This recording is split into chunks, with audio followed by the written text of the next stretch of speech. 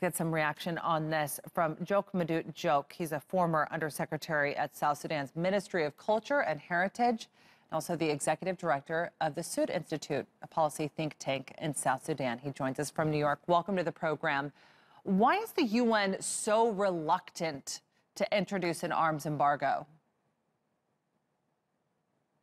Well, the UN, particularly the United Nations Security Council, is, as you know, a consensus organization.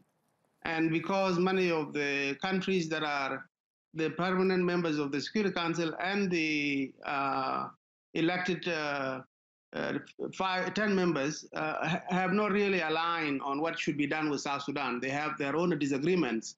And these disagreements have manifested themselves time and time again, particularly in the last attempt to impose sanctions and arms embargo on South Sudan. What are the sticking points? Well, on the decision by the Security Council itself, apart from whatever diplomacy the government of South Sudan may have done backdoor, there are differences between China and the United States, between Russia and the United States. And the countries that are, the African countries that are on the Security Council now, Equatorial Guinea, Cote d'Ivoire, and Ethiopia, are also without any agreement among them what to do. Ethiopia, being one of the closest neighbors of South Sudan, is very interested in its own interest, and South Sudan being sanctioned might not be optimal for the interests of Ethiopia, particularly economic and trading interests. As an embargo might curtail the ability of the South Sudanese government to operate in the region.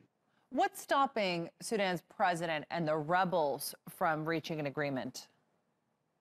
The government of South Sudan and the armed opposition movements have been in loggerheads since 2013 over power sharing, wealth sharing, over things to do with the absorption of rebel armies into the national army.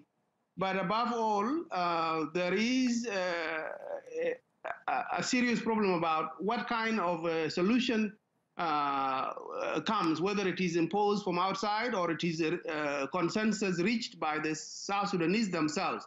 The tendency is that these peace agreements have always been sponsored and brokered and imposed by outsiders. Therefore, the buy-in, the local buy-in from South Sudan itself is usually absent from these peace processes.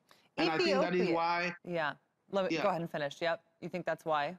No, I think that's why, because the peace agreement, whatever peace agreement that is reached, is not usually reached based on a complete conviction by South Sudanese. It is reached begrudgingly, and therefore it is difficult to implement it.